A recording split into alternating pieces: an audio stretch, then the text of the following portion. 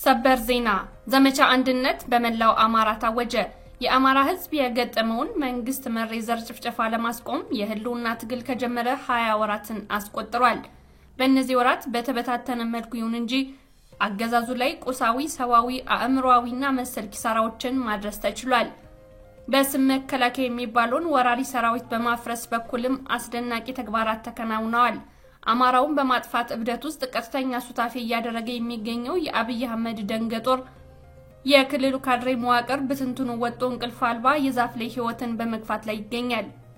ጥቂት የማይባሉትም እጃቸውን ሰጠዋል። ህልውናችን በተባበረ ክንዳችን ነውና ከቀጠናዊ አደረጃጀቶች የተሻገረ ወጥ የሆነ አንድ ተቋም በመቋጨት ዋዜማ ላይ አንድ አማራዊ ተቋም መገንባት ያለውን ፋይዳ አመላካች ተግባርን ዛሬ መጋቢት 10 2017 ዓ.ም ላይ በመላው የአማራ ግዛቶች አገዛዙ በሚገኝባቸው ካምፖችና ምሽጎች ሁሉ ከሌሊቱ 10 ሰዓት ጀምሮ ማጥቃት ጀምረናል። ይህ በአንድነት የተከናወነ የሚገኘው የማጥቃት ኦፕሬሽን በቀጣይ ገቢራዊ ለምናደርገው አንድ አማራዊ ተቋም እንደ መስፈንጠሪያ ጉልበት ይሆነናል። የድላችን መቋጠሪያው የህልውናችን ማረጋገጫ መንገዱም ስልተጥበቡም አንድ ነው። እሱም አንድነት። መታገያ ጉዳያችን ህልውናችን ዓላማና ግባችን የሚታወቀ አንድ ጉዳይ እንደያዘ አካል አንድ አታጋይ ተቋምን ገቢራዊ ማድረግ ለነገ የማንለው ቁልፍ ጉዳይ እንደሆነ ብናምንም በትግል ሜዳችን የተሰገሰጉና ከህልውና ትግላችን በተቃራኒ ቆሙ በታጋይነት ጭምብል የተጀቦኑ አስተሳሰቦች ቡድኖችና አደረጃጀቶች ገቢራዊ ከመናደርገው አንድነታችን እንድንዘገይ አደረገን እንጂ አማራዊ አንድነቱን ገቢራዊ ከማድረግ አያስቆሙንም። በአማራ ህዝብ የህልውና ትግል የሚቆምሩትን የሚቀልዱትን ግብራቸውን እኔነት አስተሳሰባቸው ከፋፋይነታቸው ግጭት ጠማቂነታቸው ከስርዓቱ ጋር ድብቅ ጋብቻቸው የስልጣንና የገንዘብ ፍትወታቸው ህዝባችንም ታጋዩን በውል የተረዳበት ሰዓት ላይ እንገኛለን።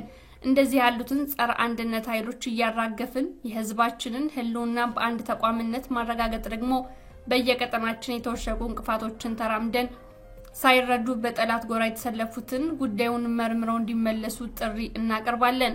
በአጠቃላይ ከዛሬ መጋቢት 10 2017 ዓ.ም ጀምሮ በጠላት ላይ ጥቃት የመሰንዘር ወታደራዊ ኦፕሬሽን በአራቱ ጠቅላይ ግዛቶች በሚገኙ ወታደራዊ አዛዦች ቅንጅት እየተከናወነ የሚገኝ አኩሪ ተግባር ነው።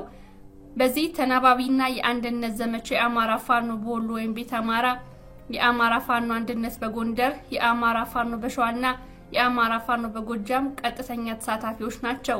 ዛሬ በወታደራዊ አዛዦች ፊት አውራሪነት አፈሙዛችንን በአንድ ዕለት በአንድ ሰዓት የማስተባበርና የማቀናጀት ተግባር ብርቱ ጉልበታችንን ከማሳየት ባሻገር አንድ አስተሳሰብ ያለን መሆናችንን በገቢር ያሳየንበት የሰራዊታችንን እንዲሁም የህዝባችንን ተስፋ ያለመለምንበት ድንቅ ስራ መሆኑ ስራችን ምስክር ነው። ዘመቻ አንድነት ዛሬን ጨምሮ ለሚቀጥሉት ተከታታይ ቀናት ተጠናክሮ የሚቀጥል ሆኖ አንድ አማራዊ ተቋም በመገንባትም የህዝባችንን ህልውና እናረጋግጣለን ብለዋል። ዘመቻ አንድነት ዛሬ ታውጇል።